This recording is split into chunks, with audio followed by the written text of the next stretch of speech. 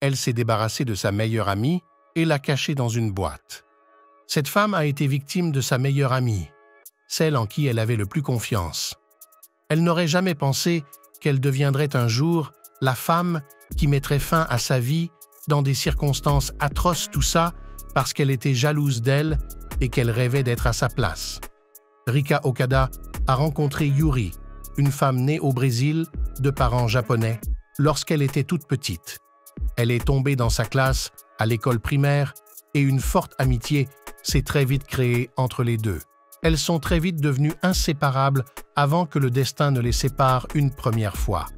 En effet, Yuri a décidé de rentrer au Japon lorsqu'elle a fini ses études et elles ont fini par perdre contact. Alors que les années ont passé sans qu'elle se donne de nouvelles, Yuri a poursuivi son propre chemin. Elle a cherché activement du travail, mais elle a très vite rencontré un problème de taille. La jeune femme avait perdu sa nationalité. Elle ne parvenait donc pas à trouver un emploi fiable et a dû trouver un boulot très mal payé sur Internet. Un jour, elle est tombée sur des nouvelles de son ancienne copine par l'intermédiaire des réseaux sociaux et cela a fait naître une intention cruelle en elle. Yuri a décidé de recontacter Rika. Elles ont discuté pendant des jours entiers jusqu'au moment où elles ont décidé de se revoir. Les deux amies se sont retrouvées autour d'un repas au restaurant entouré d'autres anciennes amies. Elles ont promis de continuer à se voir, mais la suite de cette histoire allait être plus dramatique que jamais, puisque Yuri lui avait alors préparé une terrible surprise.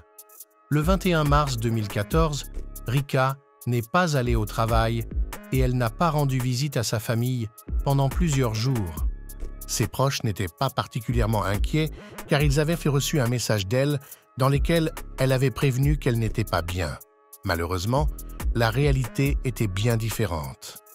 Les semaines ont passé et Rika n'est jamais revenue voir sa famille.